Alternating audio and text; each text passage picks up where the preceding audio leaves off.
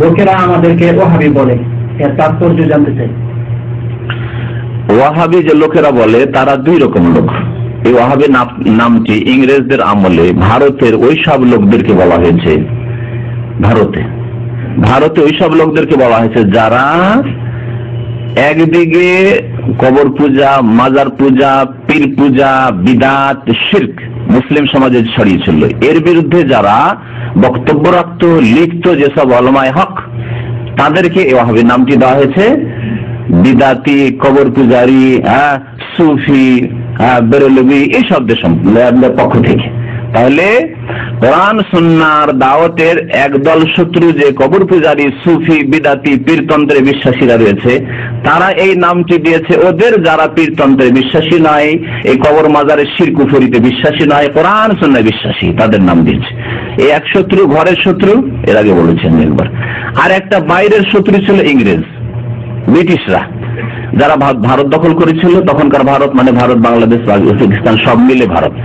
তো সেই ভারত যে দখলকারী এই ইংরেজ, ব্রিটিশ, ইসলামের শত্রু, মুসলিমদের শত্রু, তারা দেখলো যে আমাদের বিরুদ্ধে জেহাদে যারা সোচ্চার তারা হচ্ছে কোরআন সুন্নাহর অনুসারী, যারা সুফিবাদী, পীরতন্ত্রে বিশ্বাসী নয়, কবর মাজারে বিশ্বাসী না, তাবিজ তোমারে বিশ্বাসী নয়, তারাই হচ্ছে আমাদের শত্রু, আমাদের বিরুদ্ধে জেহাদ করে। সুতরাং ওরা নাম দিল তাদের ওয়াহাবি। তাই ইসলামের বাইরের এক শত্রু, ইংরেজ শত্রুরা এই ওয়াহাবি নামটি দিয়েছিল রাজনৈতিক দিক থেকে, যে তাদের বিরুদ্ধে লড়াই করছে এরা। আর ধর্মীয় দিক থেকে এই ঘরের শত্রু কবর পূজারী, বিদাতিরা, এরা এই নামটি দিয়েছিল কোরআন সুন্নাহ অনুসারীদের। এইভাবে এই নামটি এসেছে। আচ্ছা, ওয়াহাবির নাম কেন হলো এখন বাকি থাকে। ওই সময় তার আগে থেকে একটি নির্ভেজাল কোরআন সুন্নাহর দাওয়াত শুরু হয়েছিল আরব দেশে, এই জজিরায়। সেই দাওয়াতের নেতৃত্ব দিচ্ছিলেন, কিয়াদত করছিলেন শাইখুল ইসলাম মুহাম্মদ বিন আব্দুল ওয়াহাব রাহমাতুল্লাহি আলাইহি। তার নাম হচ্ছে মুহাম্মদ, তার নাম মুহাম্মদ, তার পিতার নাম আব্দুল ওয়াহাব। কিন্তু বিদাতিরা নামটি ওয়াহাবি দিল, নাম ওয়াহাবি দিল কেন? এটা একটা প্রশ্ন। মোহাম্মদী কেন দিল না? কারণ মোহাম্মদীর নাম দিলে তো কাম হবে না রে বাবা। ওরা ভেবেছিল যে ওয়াহাবি নাম দিয়ে তাহলে গাল হবে, আর মুসলিমদেরকে বিভ্রান্ত করা যাবে, মুসলিমদেরকে বলা যাবে যে এটা কোনো নতুন ফিরকা, গুমরা ফিরকা, ওইরকমই কাদিয়ানি যেমন, ওইরকমই খবরদার, সাবধান, দূরে থাকবে। আর যদি মোহাম্মদীর নাম দিই তাহলে তো দূরে সরানো যাবে না, মোহাম্মদী মানে মোহাম্মদ সাল্লাল্লাহু আলাইহি ওয়াসাল্লামের সাথে সম্পর্ক। এভাবে তারা ইচ্ছাটা করেছিল, এভাবে দূরে সরিয়ে দেবো লোকজনকে, এদের থেকে সতর্ক সাবধান করে মুসলিম জাতিকে, যাতে করে কবর মাজার পূজা আমাদের ঠিক থাকে, পীর মুরিদের ব্যবসা ঠিক থাকে, এইসব আমাদের ঠিক থাকে। আর ইংরেজরা এই নামটি দিয়েছিল যাতে করে চিহ্নিত করা যায় যে ওয়াহাবি কারা। আর মুসলিমদেরকে বুঝিয়ে দেওয়া যে দেখো এরা যে লড়াই করছে আমাদের বিরুদ্ধে, এরা তোমাদের মিত্র নয়, তোমাদের দলের নয়, এরা গুমরা।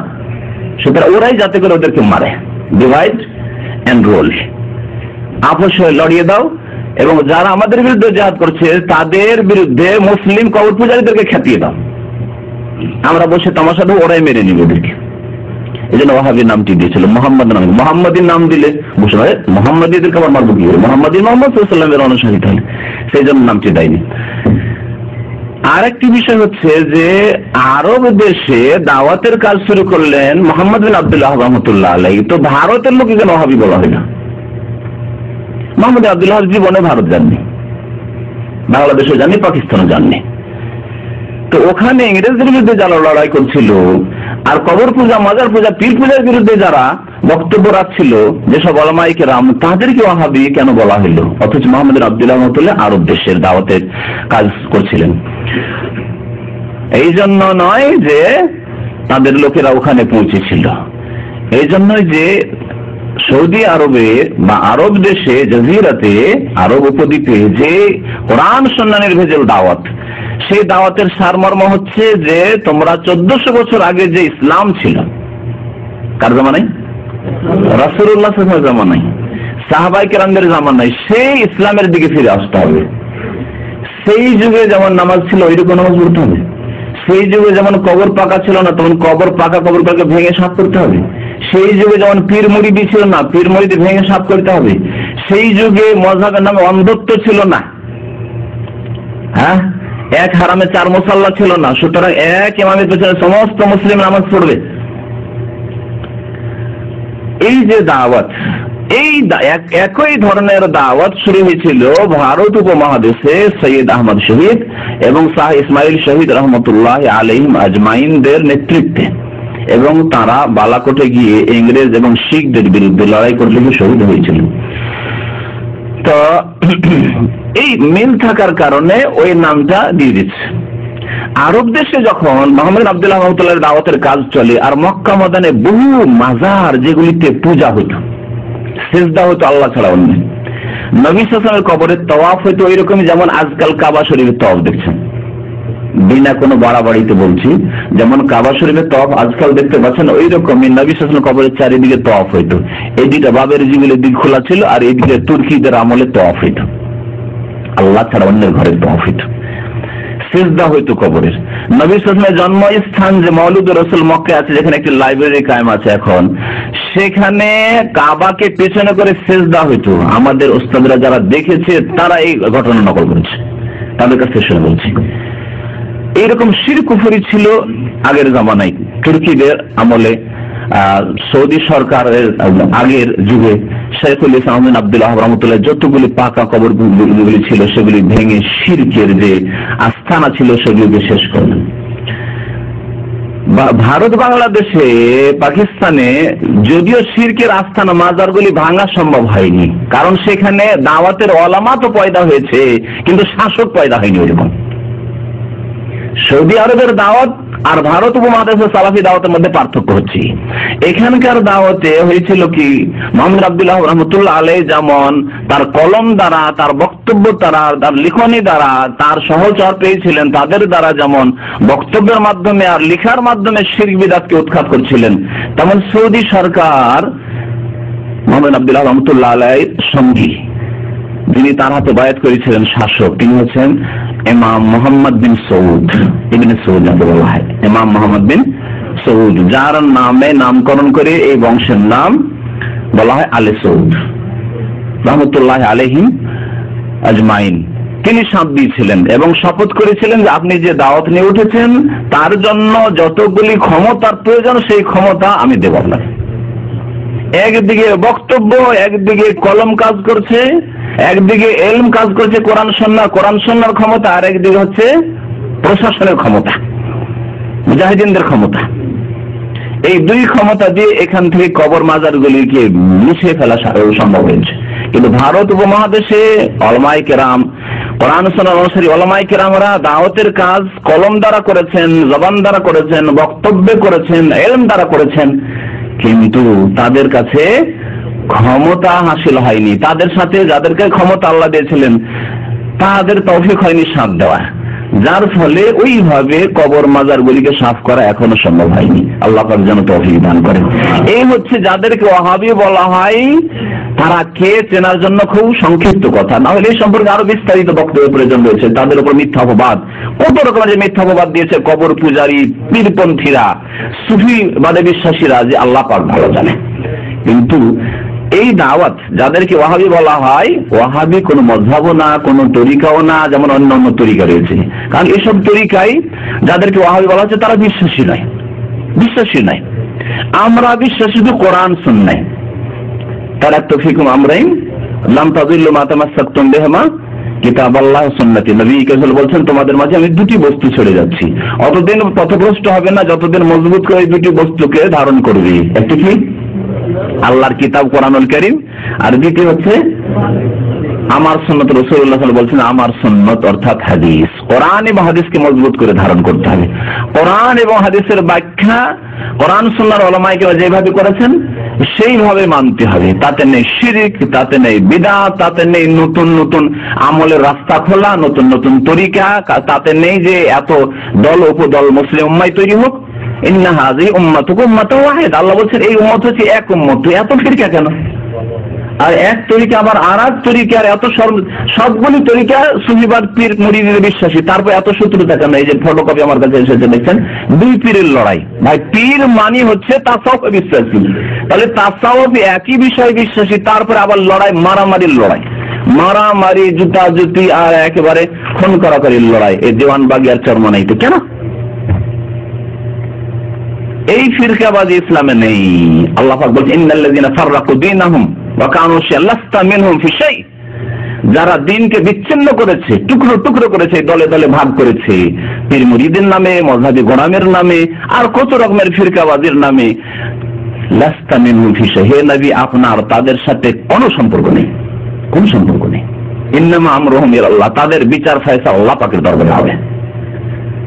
কোরআন সুন্নাহর অনুসারী যারা আরব দেশে উঠেছিলেন, শেখুল ইসলাম আব্দুল্লাহ রহমতুল্লাহ আলের নেতৃত্বে, তাদের দাওয়াত আর ভারত উপমহাদেশের উলামায়ে হাক্কানীদের দাওয়াত হচ্ছে কোরআন সুন্নাহর দিকে ফিরে আসো, যেই কোরআন সুন্নাহ মূল উৎস ছিল সাহাবায়ে কেরামের জামানায়।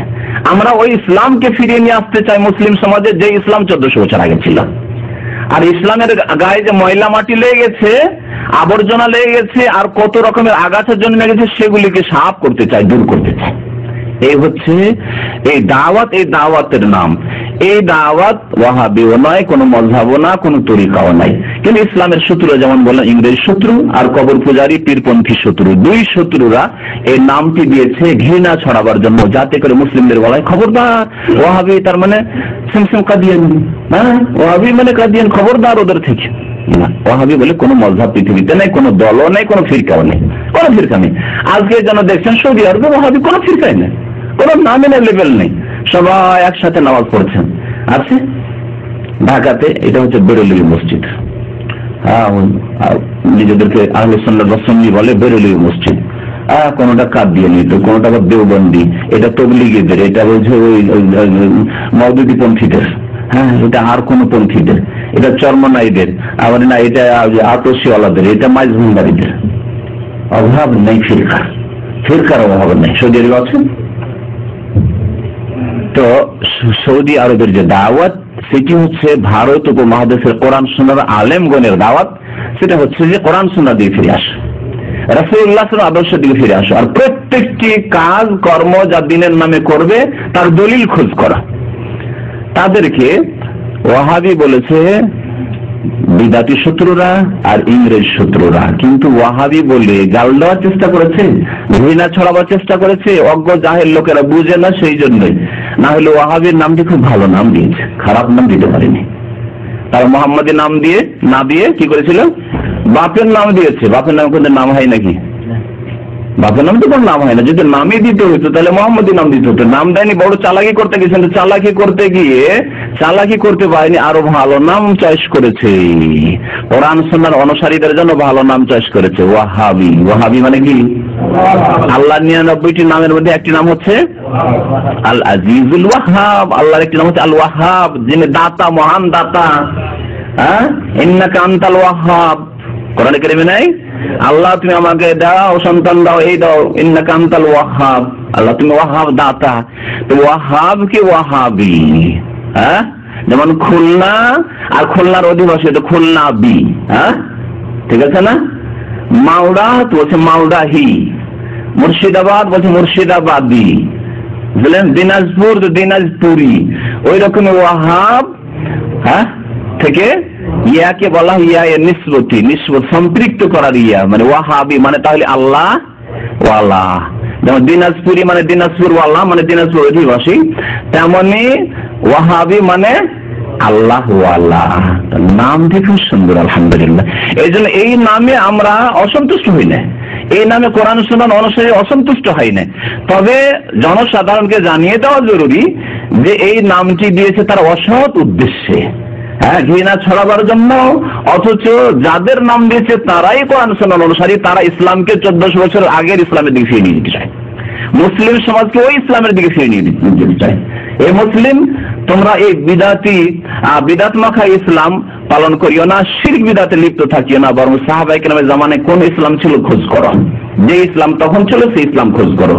সাহাবায়ে কেরামের জামানায় কোন ইসলাম ছিল? হ্যাঁ, মযহাবী গোলামি ছিল।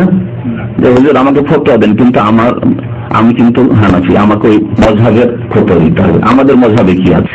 অনেক সময় মাসলা বললে আমাদের জিজ্ঞাসা করে যে হুজুর নতুন লোকেরা বিশেষ করে এসছে, অত চালাক হতে পারে না। আবার পুরাতন যারা না মানলেও অনেক চালাক, দেখেন যারা এখানে দীর্ঘদিন থাকে না মানলেও খুব চালাক, ওরা বলবে না, ভিতরেই রাখবে। কিন্তু অনেকে বলেন হুজুর আমি হানাফি, কিন্তু আমাকে ফতোয়াটা একটু হানাফি মযহাবের আলোকে দিলেন, অনেকে জিজ্ঞেস করে ফেলে।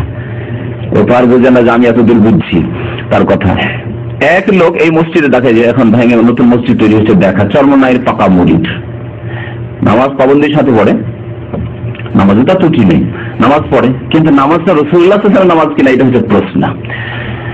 তরিকাটা কোন তরিকা? ওই 1400 বছর আগের জামানার তরিকা, এই সুফিবাদ, পীর মুরিদি আর এই বিদাতি জিকির আর খই ফুটা জিকির, লাফ দেওয়া প্যান্ডেলের ওপর, এগুলি কি ইসলামী তরিকা, সাহাবায়ে কেরামের তরিকা? ওয়াজিদ হওয়া, হাল হওয়া, কাশফ হওয়া, এগুলি কি সাহাবায়ে কেরামের জামানার তরিকা? না, এগুলি গুমরাহি, এগুলি বিদআত। তো প্রশ্নের উত্তর দিচ্ছি, কথা লম্বা হয়ে যাচ্ছে যদিও। তো বলছিলাম যে ও লোক এসে বারবার করে ডাকতে, দেখা হলেই ডাকতে থাকে যে আসেন ইসলামিক সেন্টার, আসেন এখানে দিনের আলোচনা হয়। একজন আমাকে জিজ্ঞাসা করেই ফেললো যে হুজুর আমি চরমনাই মুরিদ, তো আমার জন্য কি অন্য কারো কথা শোনা জায়েজ হবে? অন্য কোন হুজুরের কথা শোনা জায়েজ হবে? সরাসরি আমাকে জিজ্ঞাসা করছে। ও তো আর বুঝে না যে আমি সবকিছু বুঝছি, এত খবর রাখি, চরমনাই আর আটরসি আর মাইজ ভান্ডে কে কোন তরিকা আছে, কি আকীদা আছে। ও ভাবছে যে আমিও হক্কানি পীর, হক্কানি আর কোনো পীর নেই, সবগুলি ভণ্ডামি পীর। তো কথা হচ্ছে যে আমাকে জিজ্ঞাসা করে সরাসরি, তা আমি বললাম যে না কোনো অসুবিধা নেই, প্রথম দিন যদি বলি যে এটা বিদাতি তরিকা তাহলে তো মুশকিল আছে, তখন আমাকে হিকমত অবলম্বন করতে হইল। বলে অসুবিধা নেই, আপনি যা আছেন আছেন, কিন্তু এখানে এসে দিন শিখবেন, ইনশাল্লাহ আরো আলো হবে। এইভাবে টানার চেষ্টা করলো, দুই একটা দার্সে এসেছিল, তারপরে তার ডিউটি অন্যদিকে চলে গেছে, আল্লাহ জানে কোথায় গেছে, অনেকদিন থেকে দেখা হয় ওই ছেলের সাথে। এই হলো অবস্থা। তো কোরআন সুন্নাহর অনুসারী হতে হবে, কোরআন সুন্নাহ যেখানে পাবেন, দলিল যেখানে পাবেন তার সাথে চলতে হবে। খুযু মিন হাইসু আখাযু। ইমাম আবু হানিফা রাহমাতুল্লাহ আলাইহি, আরে হানাফি মাযহাবের দাবি করছেন, ইমাম আবু হানিফা কি বলেছেন? খুযু মিন হাইসু আখাযু, তোমরা নাও ওইখান থেকে যেখান থেকে ইমামগণ নিয়েছে। কোরআন থেকে, কোরআন হাদিস। তাহলে ইমামদের কাছ থেকে নিও না, তারা যেখান থেকে নিয়েছে। কোথা থেকে? কোরআন এবং হাদিস থেকে নাও। কোরআন হাদিসের দলিল থাকে তাহলে নাও, না হলে নিও না, ছেড়ে দাও।